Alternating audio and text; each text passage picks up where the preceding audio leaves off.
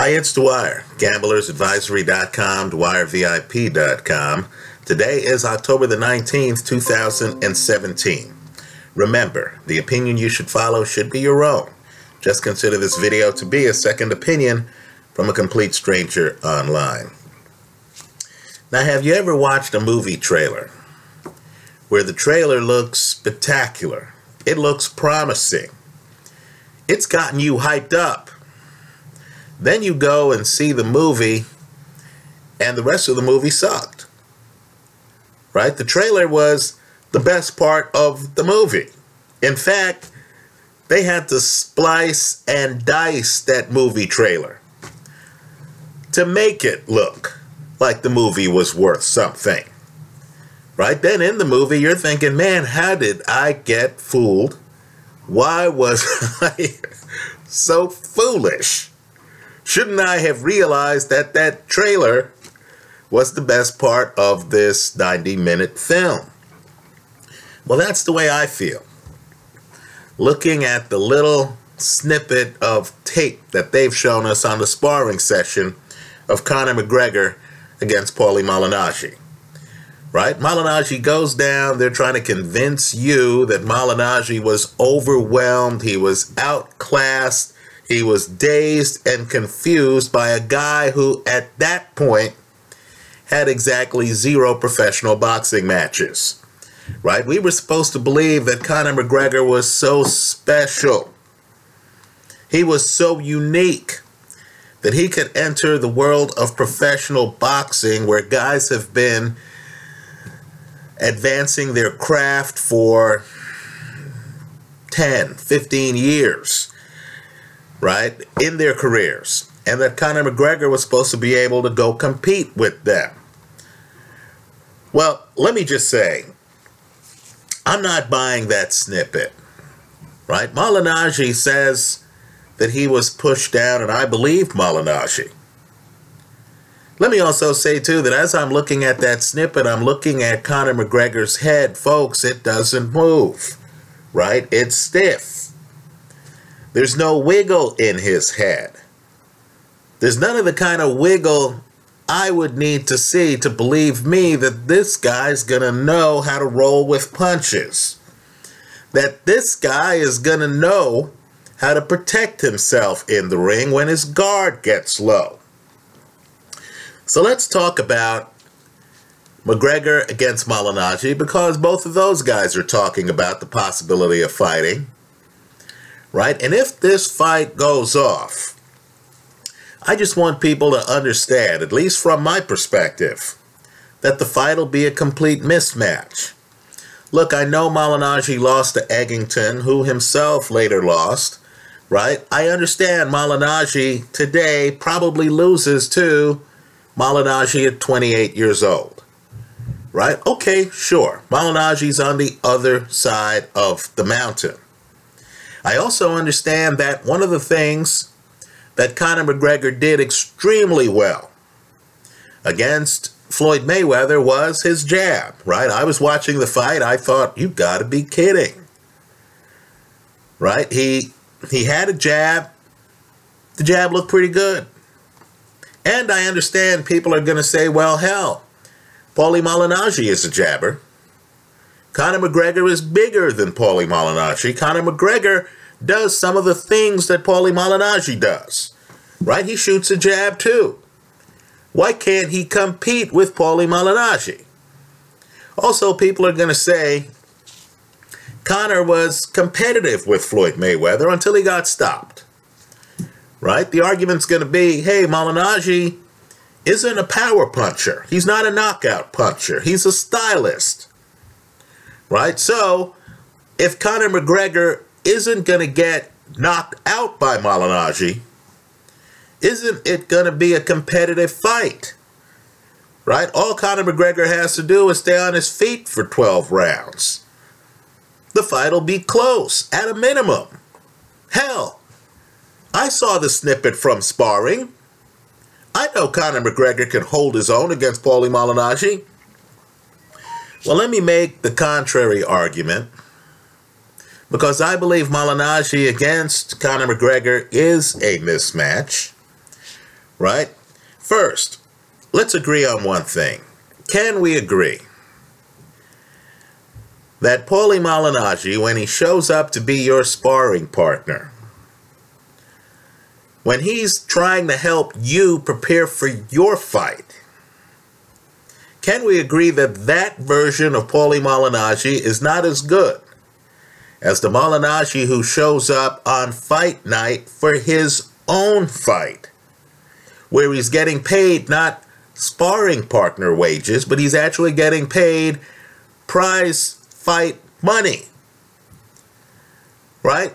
You saw Paulie Malignaggi. I agree, it's the same guy. It's Paulie Malignaggi. But is it the same guy? Malignaggi at a sparring session might not be remotely in the same shape as Paulie Malignaggi is when he enters the ring for his own prize fight. In a sparring session, Paulie Malignaggi is trying to give you looks that Floyd Mayweather might give you in a fight. So he's trying to copy Mayweather. So there are going to be moments where he's trying to do a shoulder roll the way Mayweather would do it, when in a prize fight, Malignaggi himself would do something else. Right? To me, this is like me deciding before a fight against, let's say, Ali. I decide to hire Golovkin to be my sparring partner. So Golovkin comes in, and he's trying to imitate Ali, so he's up on his toes. Rather than coming forward and trying to throw bombs on me, he's on his back foot, right? He's even leaning his head like Ali used to lean his head. He's throwing flurries. He's operating behind a jab, right? I'm guessing if I were then to fight Golovkin in a real fight for prize money, rather than imitating Ali, Golovkin would be playing himself, right? The style would be completely different. Now, I want people to focus on the style here. We saw McGregor against Floyd Mayweather, who by his own admission was on his front foot, right? Why did Mayweather get hit more by McGregor than he does in a regular fight? It's because Mayweather decided he wanted a stoppage. It's because Mayweather decided that he wasn't going to fight this fight on his back foot like he fought Manny Pacquiao. He decided he was going to fight Conor McGregor on his front foot. So Mayweather is in there, right, giving up some defense to be offensive.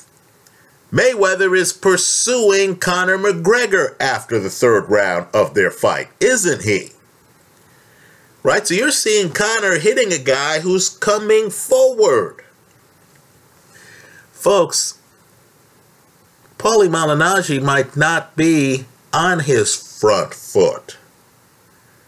Chances are Paulie Malignaggi is going to be on his back foot. Right? Let's talk about the difference between McGregor's jab and Malignaggi's jab. Right? Understand, we saw Conor McGregor able to get off great jabs on a guy coming forward who was there to be hit. What you didn't see was Conor McGregor moving while throwing the jab. Paulie Malignaggi can move while throwing the jab. Understand, there's a movement dynamic to Paulie Malignaggi's game that you didn't see in the Floyd fight because Floyd wanted a stoppage. Didn't Floyd tell you before he fought Malignaggi that he wanted a stoppage and he was going to get a stoppage? So understand, Malignaggi, it's a different fight here. Malignaggi is going to be moving on his back foot. Now, when the fighters move, when McGregor tries to find Malignaggi, is he going to be able to throw jabs? Can he throw jabs on his front foot coming forward against a mobile opponent? Let me just say two. One of the best jabs in heavyweight history, and I'm serious about this. This guy busted you up with the jab. people who have dissected film feel that the jab was really his meat and potatoes. Was Sonny Liston. Right now, he fights Ali, a guy who moves like Paulie Malignaggi moves, who can throw jabs on the move, who can throw jabs while backing up. Right? That's a unique skill set. Folks, if you look at the Sonny Liston Ali fight, the first one, the one that went a few rounds, you're going to notice that Liston couldn't land that jab on Ali. Because as Liston comes forward, Ali is changing angles. It's lateral movement. Ali's floating around the ring. When Liston gets off jabs, you'll notice Ali's head, unlike McGregor's stationary head, Ali's head's moving, like Paulie Malignaggi's head's going to be moving. You're going to notice that Ali just kills all the angles for Sonny Liston because Ali's twisting, right? He's not just moving. He's twisting. It's different shoulders that Liston has to throw the jab over. And of course, Ali has the timing down where he's countering Liston. As Liston throws jabs and misses, Ali's coming in with his punches. That's what Paulie Malignaggi's going to do. There's a movement element that's missing from the Mayweather fight that would be front and center in the Malignaggi fight. Let's also talk about framing the jab. Right? Conor McGregor comes forward, you see him throwing the jab. Right? You see him throwing the jab. With Malignaggi, there's much better framing of the jab. Right? Because Malignaggi is a professional boxer. So Malignaggi, a lot of his game are his feints. He's feinting throwing the jab. You don't know when he's throwing the jab and when he's not throwing the jab. Right? Malignaggi is framing it so there's an element of surprise. So as you come in and you're thinking, oh, he's going to throw a jab, I'll be able to counter, Malignaggi feints like he's throwing the jab. Then you freeze for a second or you throw a punch, then Malignaggi counters you. Let's just say in terms of timing, Malignaggi has much better timing than Conor McGregor in boxing. Now, I don't mean to diss Conor McGregor here. Understand, if this was an MMA match, it's not close to me. I would take Conor McGregor. Over Malignaggi, over Mayweather, I'd take Conor McGregor over any professional boxer who doesn't have MMA experience. Because the thought of a fighter, a boxer, fighting an MMA guy, a master MMA guy, a championship level MMA guy, and that boxer having no MMA experience would be absurd. Well, guess what? It's equally absurd that an MMA guy is going to enter a boxing ring and think he can throw a jab like Paulie Malignaggi on the move, right? Thinks he can handle fighters with back foot games who are going to be circling him, thinks he has the stamina to go 3 minutes of every round for up to 12 rounds, as Malignaggi has done multiple times in his career, right? Knowing that the MMA guy has never done it before. How tired was Conor McGregor against Floyd Mayweather? Understand, he's tired against Mayweather, and Mayweather's coming forward on him. Mayweather spends the first 3 rounds covering up, then Mayweather's coming forward on him. Just how tired is Conor McGregor going to be as he tries to chase a ghost? As he tries to find Paulie Malignaggi in the ring? Right? You haven't seen anything yet in terms of him being fatigued and tired. Let me also say, too, let's figure out who the familiarity helps. The MMA guy who is just seeing boxing for the first time, professional boxing for the first time, or the seasoned pro who makes adjustments in the ring, has a career of making adjustments in the ring, right? Understand, there's certain parts of McGregor's game that surprised a lot of boxing viewers. We hadn't seen McGregor before that Floyd fight. right? So you saw him and you thought, wow, this guy's big. You saw the jab, you thought, hey, it's interesting. He was coordinated. He came to win. He was hyper-aggressive. That was all new to boxing fans. Folks, that wasn't new to Paulie Malignaggi because Malignaggi sparred with him. Malignaggi knows him. Right? I just believe that the familiarity will have a bigger impact on what Malignaggi does than it will what McGregor does against Malignaggi, who he also knows. Right? I'm guessing the Malignaggi who McGregor knows is one who was imitating Floyd Mayweather in sparring. Right? The Malignaggi who McGregor knows wasn't preparing for his own fight. Right? Had other commitments. Right? Malignaggi's a boxing commentator. Right? McGregor knows a moonlighting Paulie Malignaggi. Right? You get a call. It's Conor McGregor. He's about to fight Floyd Mayweather. He says, hey, will you be my sparring partner? So you say, all right. You put down the beer you've been drinking. You put out the cigarette you've been smoking. And you say, okay, let me go help this young guy. You get up. You're on your way. You show up. You're out there. You're not 100%. You haven't been sparring. This way. You haven't been training. Right? Malignaggi, it's even worse than that. Malignaggi, I believe, had declared his retirement from boxing.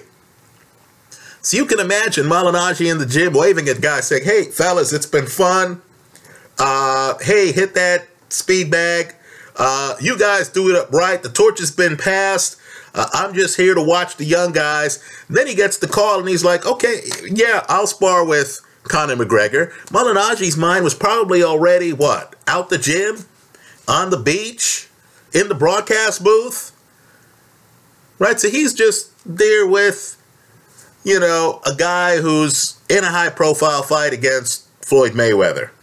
Then he gets knocked down in sparring, right? Pushed down in sparring.